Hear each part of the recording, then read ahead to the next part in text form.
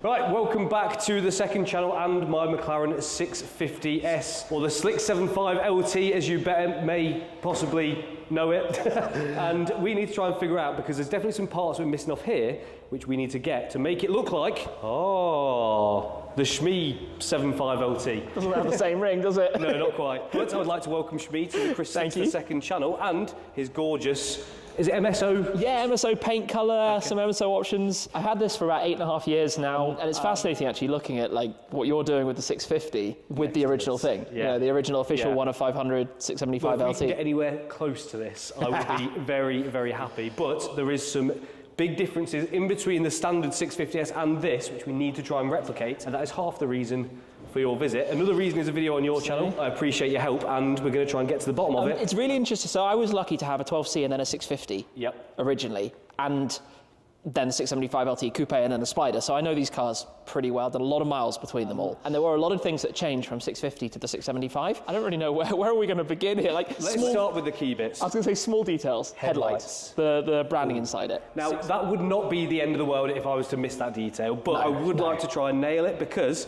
apart from the bonnet on the front end, which is obviously aftermarket, that would be, to someone who knows their cars, that would be a telltale sign. But I think think how many hours I've spent looking at these. The very small differences you have to be really paying attention to spot, right, in the body. Of course, the bonnet is a giveaway with your bowls and yeah, my cereal bowl bonnet. But although, I think they've nailed the shape in the body kit, bar the bonnet, obviously, because we're not trying there. But the bits down here, I think they've done a really good job of, to be fair. I can tell you, because I had to change it once upon a time. This panel here, that's separate. Yes, it from the factory setup. Mine is not. Mine is one solid piece. This spotted this earlier. Yes. What's that? The towing eye cover. The towing eye, yeah. You'd have a hard time popping that out. Yes. Whereas yours actually works. What a lot of people don't realise is that all McLarens of this era had paint issues. These front wings on every one would oxidise. There we go. Case in point. That is it. So that is normal McLaren. It's to do with the etch process that they used or didn't use at the time. So every car from that era, like 2015, 16, needed paint. Yeah. Every single car that left the McLaren factory. So these panels, wings and the bonnet were originally an alloy, but you could opt to have them carbon. Okay. So you could have a factory option of an exposed carbon hood and the MSO louvres on these, kind of as you have here. And when my wings oxidized and we had to get new wings, I then had a carbon hood. They gave me a good deal on upgrading to that. And obviously you could leave it the raw carbon. I think it looks better painted personally. I like your choice. You know, you get the nice pretty underskin. Not quite sure how you call that. I just find it fascinating with this, right? They make all these holes to make it as light as possible. I know, yeah. Is that what they're for? I didn't know. I mean, well, the whole car, the whole idea behind LT was to link back to the 90s F1 Longtail, right? The race version. So it's 100 kilos lighter for the Coupe and for the Spider, respectively. It's an unbelievably light car to drive. While this is open, I'm going to get something that we're going to need later. Because while we're here, I might as well. We're seasoned professionals, that's why. Yeah, it's we'll come back to this. On the front end, there is going to be minimal stuff that we need to. But you know what's also really interesting is like the alignment that you have around here it's like you might look at it on its own and think actually it's not perfect, but then it's not perfect on a factory car anyway. No, exactly. Yeah, well, I can't fit my finger in there, and if anything, that's a bigger gap, I'd say. Which is kind of interesting, and this is done by McLaren Techs. Obviously, it had the oxidation problem, so the front end has been repainted. I will add that little caveat on it. I mean, the thing that you've got is a consistent gap where we've not got that, because we've got kind of the bigger gap at the front and then we're very tight at the sides, which I don't think looks bad because it's symmetrical, but I'd say that is more consistent. But all of this, like the way this is shaped, we added the pinstripe vinyls after. MSO would happily have sold you that painted at the time, but I like the shape. You know, most brands, well, still to this day, would give you canards, like little flicks around the corner. I like that McLaren just did it a little bit differently. Did they change brakes, this kind of stuff? Supposedly. So apparently you've got AP racing brakes, and mine came with Brembos, and admittedly mine hasn't got the factory brakes anymore because it shouldn't have come as steels at all, should it? Yeah, I think the 650 put ceramics as standard. In fact, I know it did. 12C, it was an upgrade. So these come with Brembos, they come with AP racing according to Freddie. If you'd asked me about 9 years ago for all of the information about this, I'd have told you everything, but 9 years ago. That's the only thing. This car is actually, the next time I drive it after today, going to go through 20,000 miles, which is quite cool. Impressive, yeah. I mean, it's like, admittedly, like, it doesn't sound like a lot to a lot of people. No, but for one of these. For a McLaren 1. How many 675 LTs in single ownership have done 20,000 miles? I find it impressive that one, obviously, you've got quite an insane car collection, that you managed to do that many in that car just in all the cars. Yeah. I love going through it. Like the Black Series, GT Black Series has nearly 40k on it. SLS has nearly 30k on it. 4GT has nearly 20k on it. Drive is what they're for. I'm going to show you something that's really, you know already, but it's really funny. The mirrors and the weave on the mirrors. Guys, look at the weave on this mirror. Okay. Look at how it's kind of one piece. This one's nice. Goes in this direction. It's all really nice. Yep. PPF on it, so those are the lines you see. And then around here, so this side here, top section, all good. Bottom section is made. But why does it even have a bottom section? They did this one in one piece. It's the English way. If it works, it works. And that's how it came from factory. I never understood that. Something that they introduced for the LT, that the 650s and the 12Cs, do you remember originally the 12Cs were the swipey thing? Yes. And it would be wet, and you'd drive the car in the rain, because we're in England. The side of the car would obviously be wet, and you're standing there doing this, trying to open it, looking like a numpty. Then they added the button for the 650. I didn't know that was new, okay. Well, they then, for later 12Cs, they got a button. Right. I think it was the 13s onwards. What they introduced for the 675LT, the 650S doesn't have, is... That's soft close, if you can't tell, because it's so elegant. Just pulls it in. Do you want to give this one a go? Cause just to whack it. I mean, it's the way you got to do it. It's. I'm going to be too gentle. You have to give it a... That's okay, they're close. Yeah. Sounds like bits might have fallen off. It doesn't sound the best. And I've got a feeling that's probably out of sound when it's done. But it will be pretty similar. It's funny because, like I said, the LT was about saving weight. And at the time, it was kind of, well, if it's about saving weight, why are you adding weight back on with soft close? But it's 100 grams for each latch. It's not worth crying about, is it? The thing that's a problem is when you have a passenger and they get in the car and they yank it down, you're like, no, don't do that. Yeah. If we can do that, if it is just in the latch, I would like to swap that to that car because it's just nicer. For sure. Yeah. One thing that McLaren did that nobody had done before when they introduced the 12C Spider and the 650 and the 675 is the tonneau cover that you can open, because you can use that for luggage. And they even gave you these fitted bags, which I've never used. There's one on each side, which I presume... completely useless fitted bags. I think it's like 35 litres-ish of luggage space. I have used this space. You can fit like jackets and stuff and squeeze it in. But I like that because McLaren always thought outside the box with these things. Definitely, yeah. This is what I've always said about McLaren. They're kind of like a forward-thinking company. Sometimes it shoots them in the foot. Sometimes it's the best in the world. Yes, it's a good way to describe it. LT obviously had bigger side pods because of more cooling. We've got those. One thing we've not got is mirrors, apart from the carbon caps. Do you reckon they're the same? I think the carbon caps that you could get for the 650, they'd be identical. I don't think the shape changed. Everything there is fine. We've got that bit, got that bit, got that bit. Side skirts, yes. Intakes, yes. We've got half of it. The rest of it we have to stick on once it's painted. The underdoor cover or whatever they call it. Yeah, I mean obviously the rear quarters we've got. But this is a big change. Anyone who knows what a 675LT Spider looks like will know that's what the engine cover should look like. And mine is stuck currently with this style.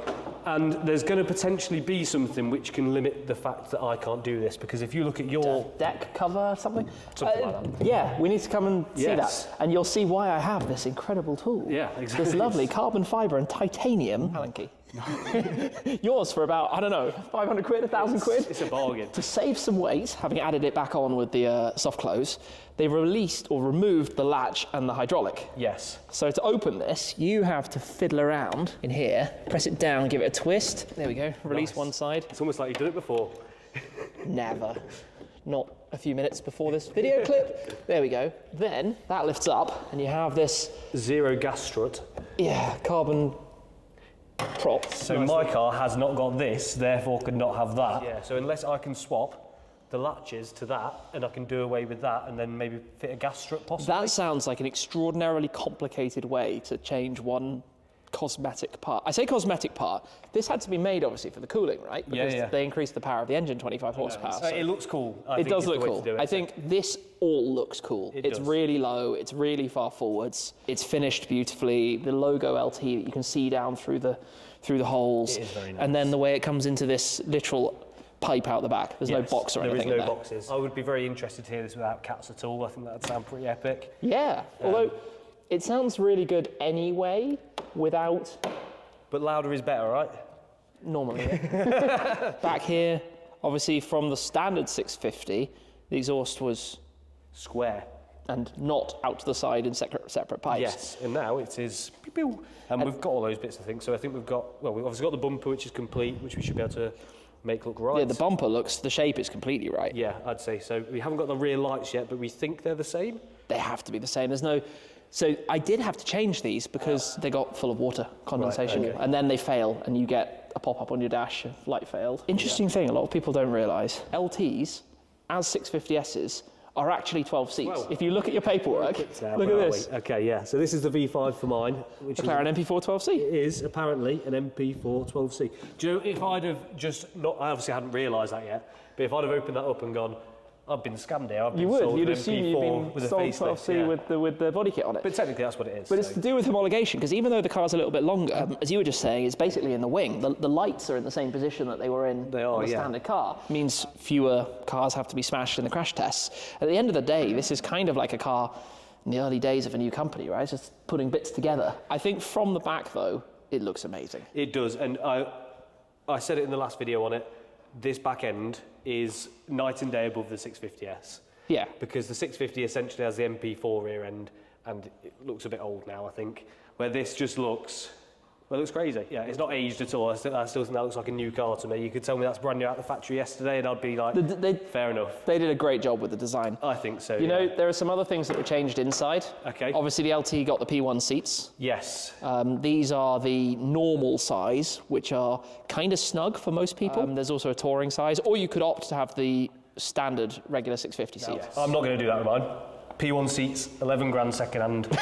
Anyone who's watched the main channel stuff will know we've put Artura seats in here. Yeah, there may be some issues down the line that I've got to cross with getting those to work with the car. Oh yeah, the computer will talk differently. Exactly, because I think the seats have an occupancy sensor in, which let the suspension know how to behave depending on how many people are in the car. That sounds very McLaren. Yes, so I need to figure out how to take the gubbins, is the best word to describe it, from my original seats and transfer them into those seats to make the car think it's still got the original seats but actually have the new ones. Sounds easy. It's a me problem.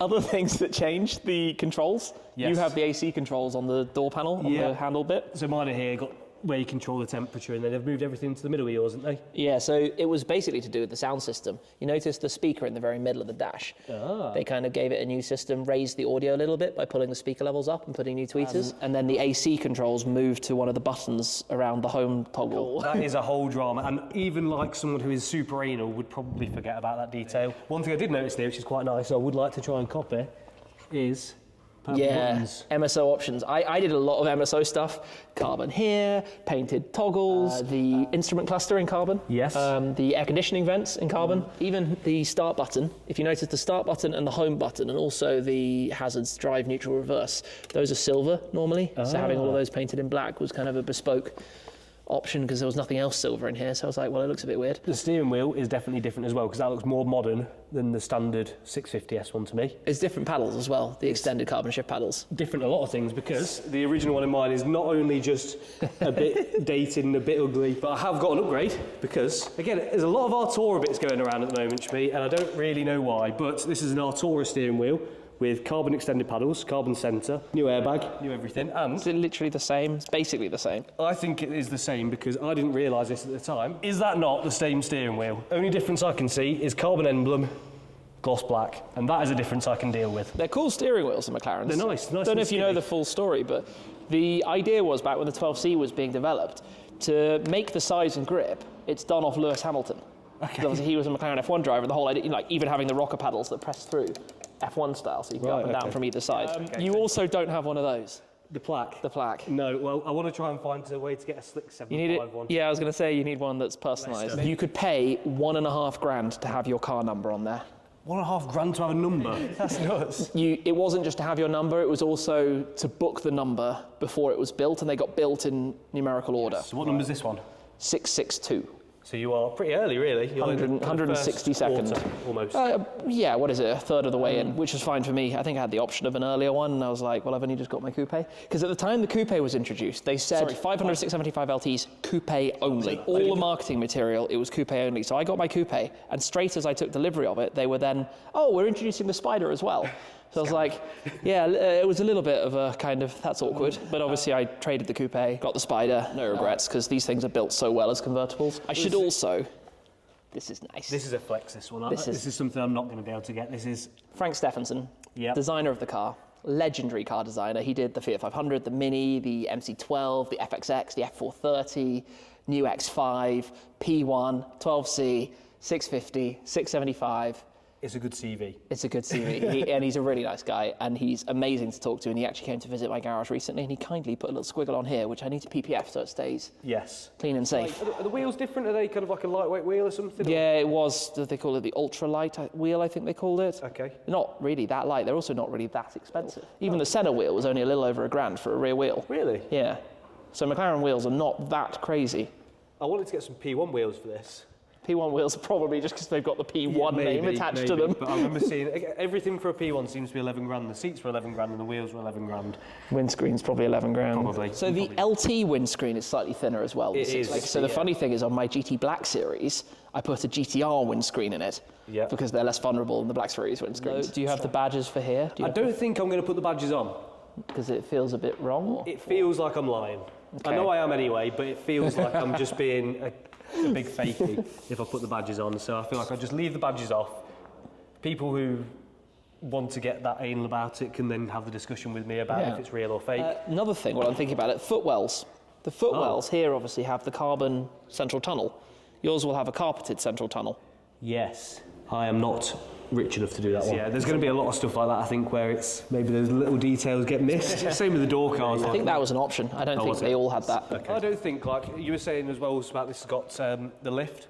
Yes. We've already checked my car, and you reckon it has also got the lift? Yeah, as well? we had a look, and the steering column, so it's the lower left stalk. You hold it up to engage lift system mode, and then you press it again to put it up, or press it down to go down, and it certainly has it here. So it's on that stalk there? Yeah, it has the graphics printed on it, so I believe it has the lift. Okay. The first 12Cs didn't, so the 2011s and 2012s, and then they made it an option for 2013s, and it's not a normal lift because it's front and rear. So the front goes up about 5 centimetres, the rear around 4, so you go from being a car that's super low to a car that's basically an off-roader. Nice. No problems at the driveway or whatever. Exactly. And so it was an option on 650s, and it was an option on 675s, because technically it's lighter if you don't have it, but with that splitter... It's one of them, like, do you want to damage 15 grand's worth of part each time you go home? Or? You know, the thing is, what you actually hit, it feels like you're hitting something really expensive, but generally it's this plastic trim under here. Yeah. There are also some bits that stick down underneath it, these guiding black pieces here. Ah, yes. They're for the same thing, I presume? Yeah. For the Senna, they made them in wood, like that old school kind of racing. But basically, if you break stuff under here, generally it's that, or those pieces, which I think it's like 50 quid rather than... They're throwaway bits. 30 grand, you know? Essentially, we think we've got the same suspension. There might be valving differences inside, which will make yours ride stiffer. Not 100% sure. The turning circle is very different. So you think it's got a different rack on it? Must do, because in the 650, you can do a normal 3-point turn, and this, it's like a 15-point. Okay. 19-point. This is sort of the reason why I don't want to drive one of these, is because then I'll notice all these little differences which I've not got. If I never drive one, then to me mine will be the real deal. The biggest driving difference is how the gearbox is tuned with the ignition cut in this, so that when you shift at like 4,000 or 5,000 RPM, it basically sends unburnt fuel through the titanium exhaust, which ignites, and you get this mega crack from the shifting, which the 650 didn't do. I don't know if that's just software, and... We're trying to find out. I've left that project with Ricky at RE. He's currently building our engine, and he is going to look into it to see if we can make the gearbox from this, that isn't currently in there, drive like this one. Because if it can, I think, like you said, that's one of the main characteristical differences in the way it makes you feel when you drive it. Having a Savage gearbox is like... The thing that the early McLarens did, the 12C and the 650, to enjoy them properly, you're really going for it. Yeah. Really on it, way over what you should be doing. Do you mean to get the feel of it? Yes, because low end of the rev range, they're not particularly characterful. For the LT, they fixed that. Okay. They completely fixed it, and they made it so that in this thing, it comes alive at every speed.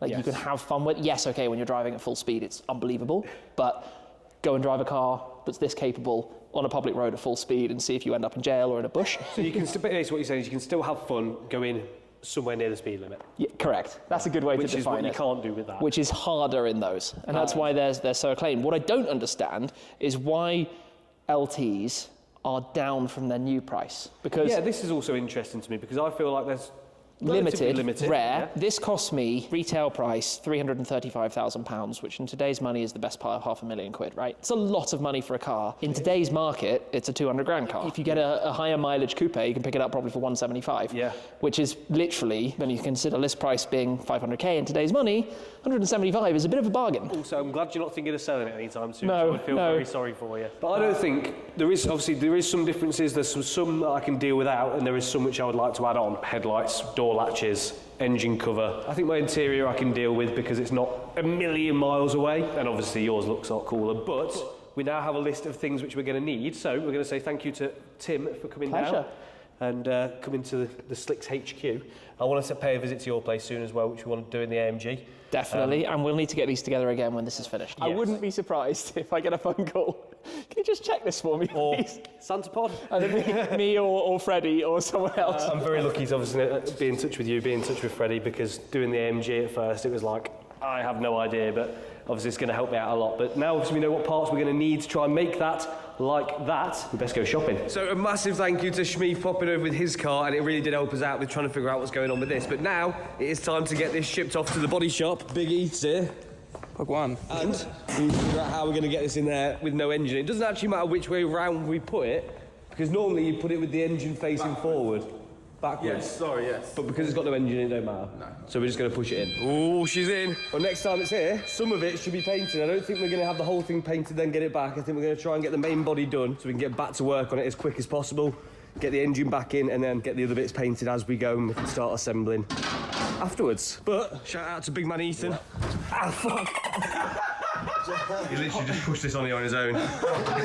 Sweet. Right, Ethan, have fun. You look after her. You're all right. You're all right. Just keep going till you feel a bump. Wait for the tongue, wait for the tongue, wait for the tongue. There it is. Right, here we have some Mclaren parts. We've got a ducting which we need for the front, unfortunately not both sides. Got a radiator as well, unfortunately only one side. But we have a pair of headlights, and not just any old headlights. 675LT. So we've got a pair of them. We've got a couple of badges, some wing mirrors and some wing mirror bits which we need to make work. Door airbag. And a beautiful. I wasn't intending on buying this, but a carbon fibre scuttle panel. It weighs absolutely nothing. It's a little bit broken, but we'll get the guys at the body shop to fix that, I reckon. That'll be no dramas. I don't think Tim's had that. No, he didn't. So now we've one-upped him. Yeah. Sorry, Schmidt. So, and also a tonneau cover. That's how you pronounce it, tonneau. So yeah, a good little find this. I think for just over £5,000, we did all right. Right, this is why I love this car. 800 horsepower van. Right, we've got some bits for you. Sorry I'm filming you today. Okay, carbon fibre scuttle panel. Yeah. Snazzy that. Yeah, it's a bit broken.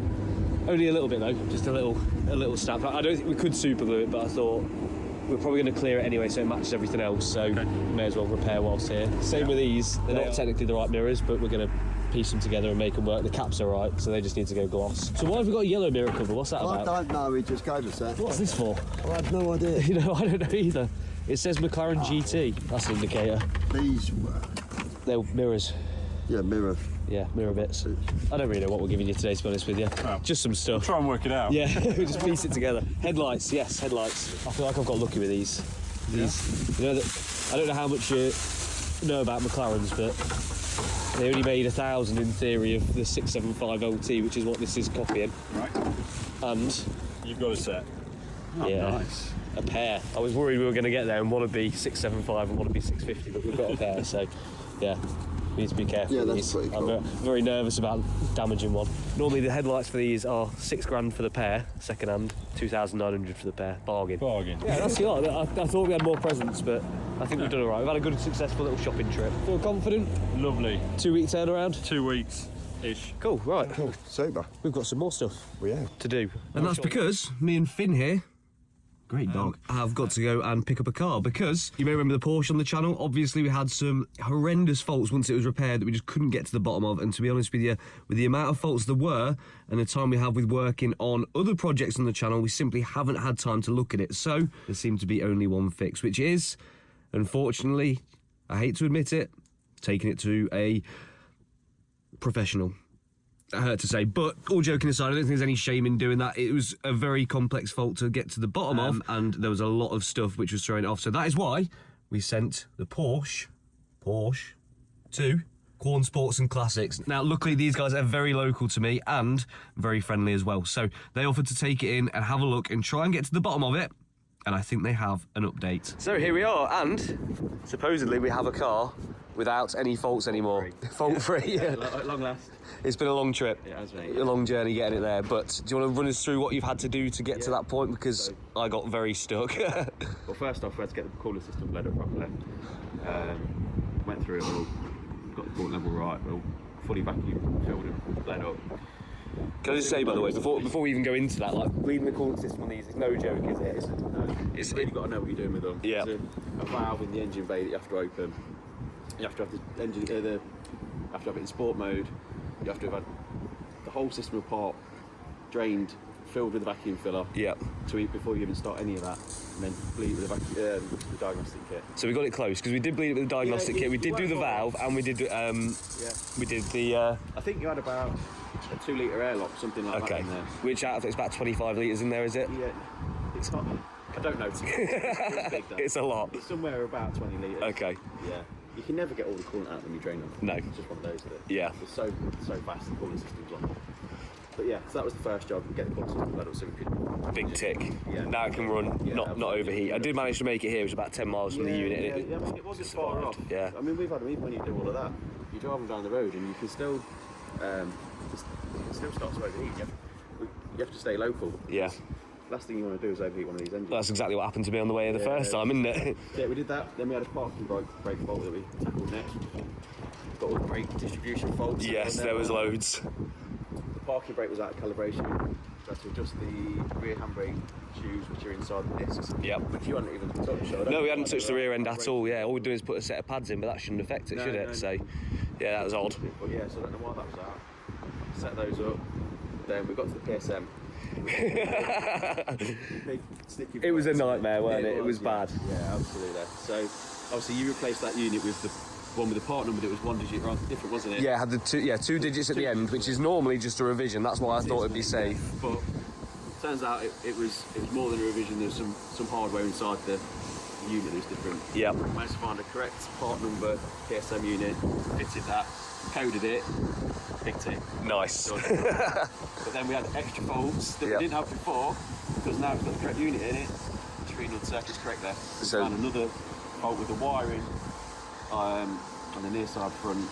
So one of the connector plugs, there's high resistance in one of the wires. We repaired that. Finally got all the PSM faults gone. Sweet. And also I'd like to touch on, because from Porsche it was like £3,000, was it, for the PSM, which is the ABS module, and we managed to find a second-hand one, which I couldn't find before, and you managed to find for 450. I think I got it for like 400 quid in the end. Yeah, it was which a really good price. Yeah, it was. And then we had a combination sensor fault that we had to get to the bottom of, which ended up being the airbag control unit. Yes, which is underneath like the gear stick. It had it electronic down here, but Yep. It obviously had. It needed more than that. We had to get another unit. We found a new part online, didn't we? Yes. £300 cheaper than the one from Porsche. Yeah, so brand new, but Brand new from but- eBay. Yeah, I don't know why they've got a brand new one, but Who knows? Yeah, who knows on that story? But yeah, fitted that, coded that got rid of that fault. Yes, so the G meter on the dashboard, it was only reading lateral G. Yep. So got a yaw sensor, which would be 900 and something pounds for a Porsche new. We managed to find one on eBay for £17. Bargain. Don't know. Is it a VW part or something? No, or it wasn't. It was from a GT3. Oh, really? Broken, apparently. Oh, So, nice. Yeah, but they don't fail very often. It's so I've never strange. known one fail for Maybe once. just had extreme Gs. I think it was probably from the impact it, damaged it. Yeah. It is wild, I think, sometimes some of the stuff that gets damaged when these are crashed that you just wouldn't even think Yeah, of. this is it. Like it was mechanically, it was there. Yeah. But just the electronic side of stuff was just a nightmare on it. It's been real bad. So The coding on these is always difficult. You've got to have all the right part numbers for everything. It's so fussy. yeah, and this is the other thing as well. Like if we could go through all those motions and do exactly what you've done, it's going to take us 3 times longer, even if we do it exactly the same, because we've not got the software and the know-how and like the contacts that you guys have got. Yeah. So Even with our knowledge and our, all the correct diagnostic equipment and everything that we have, I think we've still spent about 18 hours on it. which is wild, yeah. So it's like that would have took us ages. But the funny thing is, it turns out all along you were right. So it was my fault, really. But we gave it a good go. So yeah, we've got a clear dashboard. We've got no faults left. All needs an MOT. So get an MOT sorted. I'll come and pick it up, and then we'll be around Donington as soon as possible. You got a track car? I feel like you have. I have, yeah. I'll see you there then. Thank you to the guys at Quorn Sports and Classics for, saving my skin, really. I don't think this would have just been sat there for ages, really, otherwise. With the amount of other stuff we've got going on, we just never would have got round to actually getting to the bottom of all that. So, yeah, big up. If you've got a Porsche that needs maintenance, repairs, modification, Yeah, any of it. restoration, Yeah. the whole lot. If you've got a Porsche, these are the guys to come to. Even better. Old and new, we're doing well. Yeah, sweet. Air cooled, water cooled, the whole lot. Yeah, all the way through. And they saved my Porsche from going in the bin. So anyway, make sure you subscribe, and I'll catch you next time.